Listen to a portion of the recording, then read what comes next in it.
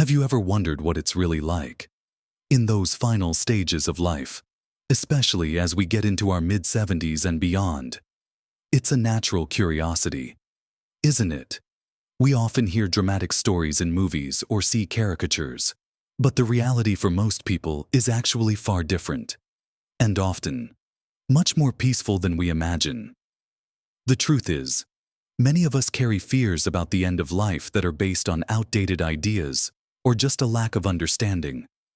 We worry about pain, about being alone, about losing control, or about a sudden, terrifying event. But what if I told you that much of that worry, that deep-seated fear, is actually unnecessary? What if there are hidden truths about this natural part of life that can bring immense comfort, not only to us, but to our loved ones? In this video, we're going to gently explore 5 surprising truths about the end of life after 75 things that every senior really ought to know. These aren't morbid facts, but rather insights that can empower you, bring peace to your heart, and help you live your remaining years with even more joy and less anxiety. Knowing these truths can transform your perspective, helping you embrace life fully right up until the very end. So please, settle in, listen with an open heart, and watch to the very end. Because there's something truly surprising and profoundly reassuring that awaits you. Now, let's dive right into our first hidden truth, and it's one that can relieve so much anxiety for many of us. You see, when we think about death, our minds often conjure up images from television or books: a sudden, dramatic collapse, or a frantic rush to a hospital, perhaps surrounded by chaos. We imagine a sharp, undeniable moment where everything just stops. And while sudden events do happen, for the vast majority of people over 75, especially those dealing with chronic conditions or a natural slowing down, the end of life is actually a much gentler, more gradual process. It's rarely a sudden, shocking event, but rather a slow, peaceful fading. Imagine a beautiful sunset. It doesn't just abruptly disappear, does it? The light softens, the colors deepen, and gradually, almost imperceptibly, day turns into night. The process of dying, for many, is much like that. It's a gradual drawing inward, a slowing down of systems, a quiet relinquishing. This isn't a terrifying descent, but often a serene transition. People might sleep more, eat less, become less interested in outside events, and perhaps spend more time simply resting. Their energy wanes, and their world becomes a little smaller, more focused on comfort and inner peace. This truth is so vital because it dismantles that common fear of a sudden, painful, or chaotic ending. Instead, it offers the comfort of a natural progression. Think of someone who has lived a long, full life. Their body, after decades of service, begins to tire. The heart might beat a little slower. The lungs might take shallower breaths. The mind might drift in and out of wakefulness. This isn't a sign of struggle or distress, but often a body preparing for its final rest. It's a natural winding down. Much like a clock eventually stops ticking when its energy reserves are depleted, families often tell stories of loved ones who, in their final days or weeks, spent most of their time asleep, occasionally opening their eyes to offer a gentle smile or a soft word. These quiet moments are not frightening. They are often profoundly peaceful. This fading can allow time for quiet reflection, for gentle goodbyes, and for loved ones to be present without the pressure of a dramatic emergency. It allows for a sense of completion, rather than an abrupt halt. Understanding this truth can also change how we approach those final months or weeks, both for ourselves and for those we care for. Instead of pushing for more aggressive interventions that might prolong discomfort, we can shift our focus towards comfort, dignity, and peace. We can create an environment that supports this gentle fading, filled with quiet moments, soft music, or simply the comforting presence of loved ones. It shifts the focus from fighting death to embracing the natural end of life with grace and acceptance. It gives us permission to let go of the idea that we must resist to the very last breath and instead allow ourselves or our loved ones the peace of a dignified, gentle departure. This isn't giving up. It's recognizing the wisdom of the body and the natural flow of life. And with this understanding, the fear of that dramatic, painful end can begin to dissolve, making way for a sense of calm. You might even find yourself looking at this final chapter, not with dread, but with a quiet acceptance, as just another natural phase of our incredible human journey. This gentle fading often means that the transition is not marked by sharp pain or distress, but by increasing tranquility and sleepiness. Knowing this can be a profound source of peace, both for the individual and for their family. It allows for a peaceful surrender, a quiet embrace of what is to come. And this leads us beautifully to our next hidden truth, one that directly addresses perhaps the most common fear of all. Perhaps the most pervasive fear many people harbor when they think about the end of life is the fear of pain, of suffering, of being trapped in a body that's failing and causing immense discomfort. It's a very real and understandable concern. But here's the second hidden truth, and it's one that should bring immense comfort. Pain, in the vast majority of cases, is almost always manageable. Modern palliative care and hospice care have made incredible strides, transforming the end-of-life experience from one of potential agony to one of comfort and peace. Gone are the days when people had to endure intense pain because doctors were afraid of addiction or didn't have the right tools. Today, healthcare professionals are highly skilled at assessing and managing pain using a variety of medications and techniques, whether it's physical discomfort, nausea, shortness of breath, or anxiety. There are effective ways to alleviate these symptoms. The goal of palliative care isn't to prolong life at all costs, but to improve the quality of life, focusing specifically on relief from the symptoms and stress of a serious illness. This means ensuring comfort, promoting dignity, and supporting both the individual and their family. Think of it this way: when you're nearing the end of your life, the focus shifts from curing to caring. The medical team's primary objective becomes your comfort. They work tirelessly to find the right combination of medications and support to ensure that you are as pain-free and comfortable as possible. This might involve different types of pain relievers, anti-nausea medications, or even gentle calming agents to ease anxiety. They're not just treating the body, they're caring for the whole person. Many people find a profound sense of relief when they understand this. They realize they don't have to face this final journey alone, or in agony. There's a dedicated team ready to support them every step of the way, making sure their comfort is the top priority. This truth empowers us to speak up, to ask questions, and to ensure that comfort measures are in place when the time comes. Don't ever hesitate to discuss your fears about pain with your doctor or loved ones. Knowing that pain can be managed effectively can lift a huge burden of anxiety, allowing for a more peaceful transition for everyone involved. It allows us to focus on what truly matters in those final moments: connection, reflection, and peace, rather than being consumed by physical suffering. This leads us directly to our third hidden truth, which is deeply connected to taking control of your comfort and wishes. Our third hidden truth is this: having clear, open conversations about your end-of-life wishes and putting them in writing is one of the most profound gifts you can give yourself and your loved ones. Many people shy away from these discussions, perhaps out of superstition, discomfort, or simply not knowing where to start. But avoiding these conversations often leads to more stress, confusion, and heartache for families down the line. Imagine your loved ones having to guess what you would want if you couldn't speak for yourself. It's an enormous burden. They might grapple with difficult decisions, unsure if they're honoring your true desires.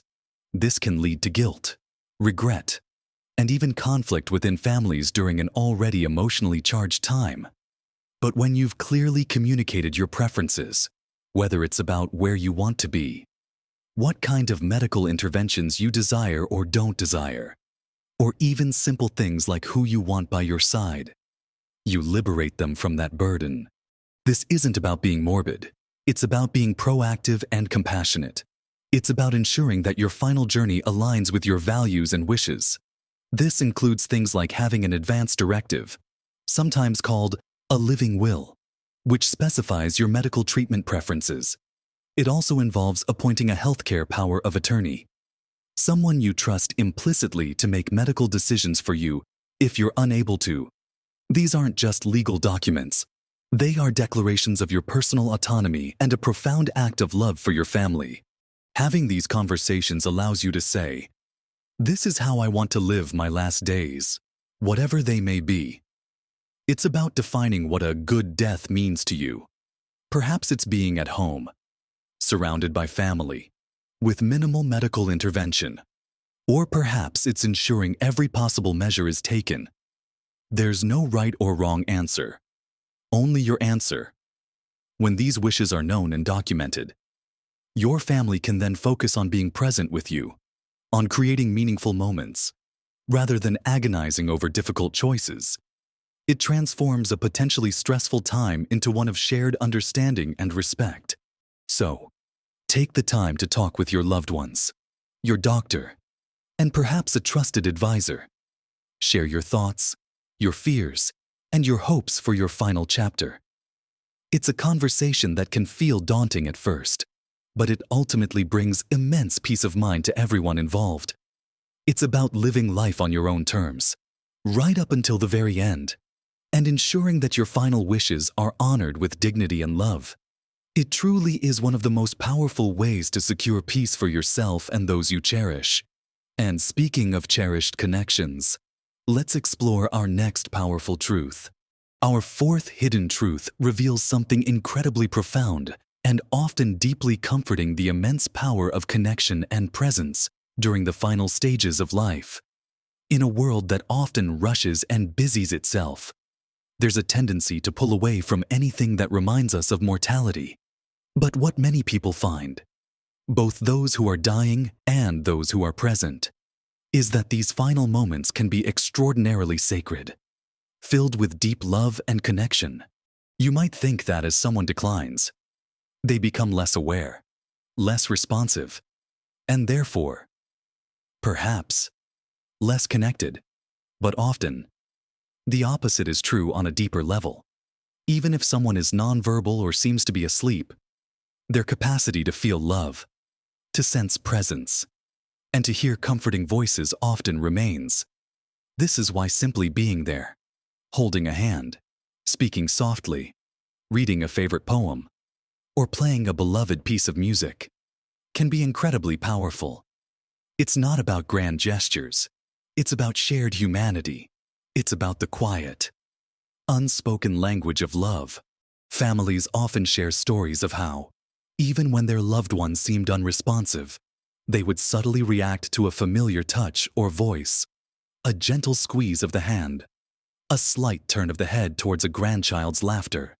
These are moments of profound connection that transcend words. They remind us that even as the physical body fades, the essence of a person, their spirit, and their ability to connect often remains vibrantly present until the very end. This truth encourages us to lean into these moments, not to shy away from them, to be present, truly present, without expectation, just offering our love and comfort. It's about creating a peaceful, loving atmosphere.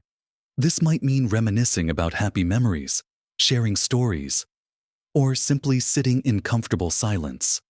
These are the moments that become cherished memories for those left behind, and they provide immense comfort to the person who is transitioning. The presence of loved ones, the feeling of being surrounded by care and affection, can be one of the most soothing elements during this final journey. It reinforces the idea that no one has to die alone or unloved. This truth reminds us of the profound human need for connection, a need that persists to the very last breath. And it sets the stage for our final surprising truth, one that can often bring a truly unexpected gift. Now, for our fifth and final hidden truth. And this one often surprises people. Yet it's a remarkably common phenomenon. There is often a surge of energy or clarity just before the very end, sometimes called the rally or the last hurrah. It's a period, usually hours to a few days before death, where a person who has been very ill, perhaps unresponsive or weak, suddenly experiences a burst of energy, lucidity, or even a renewed appetite.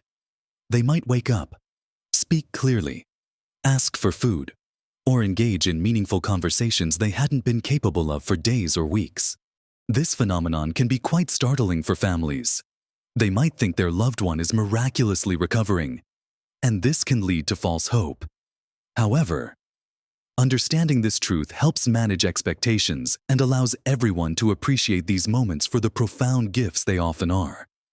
It's not a sign of recovery, but rather a temporary resurgence of vitality as the body prepares for its final release. Imagine the joy and relief when someone who hasn't eaten in days suddenly asks for their favorite meal, or when a grandparent who has been confused suddenly looks you in the eye and speaks your name with clarity and love. These moments are incredibly precious. They offer a final opportunity for deep connection, for unspoken goodbyes, for sharing words of love and appreciation, or simply for a moment of joyful normalcy. It's as if the body gathers all its remaining reserves for one last, meaningful flourish, providing comfort and closure. Knowing about this potential surge means that if it happens, you won't be caught off guard, and you can truly cherish and participate in these final, often beautiful, interactions. It allows families to embrace these moments, to speak their love, and to create a final, poignant memory, without the confusion of false hope. It's a testament to the resilience of the human spirit and often a truly peaceful and memorable way for a loved one to offer a final connection before they gently let go. So, what have we discovered today? We've gently unveiled 5 hidden truths about the end of life after 75. We've learned that for many, death is a peaceful, gradual fading, not a dramatic event. We've found comfort in knowing that pain is almost always manageable with modern care. We've understood the profound importance of openly discussing our end-of-life wishes, giving a priceless gift of clarity and peace to our loved ones. We've recognized the immense power of simple presence and connection in those final, sacred moments. And finally, we've come to appreciate the unexpected, beautiful gift of a final surge of energy or clarity that can bring profound closure. Remember, understanding these truths isn't about dwelling on the inevitable. It's about empowering ourselves to live our remaining years with less fear and more peace, and to approach this natural transition with dignity and grace. Small changes in perspective, an open heart, and informed conversations can make an immense difference to your comfort and happiness, and to the well-being of your family. I truly hope that exploring these truths has brought you some measure of comfort and reassurance. I'd love to hear your thoughts and experiences in the comments below. Have you witnessed any of these truths in your own life or with loved ones? Your insights can help others on their journey. If you found this video helpful, please give it a thumbs up and consider subscribing to my channel. It truly helps us create more content that supports you in living your best life at every age. Thank you for spending this time with me. Live your best life. Embrace every moment and find peace in every chapter.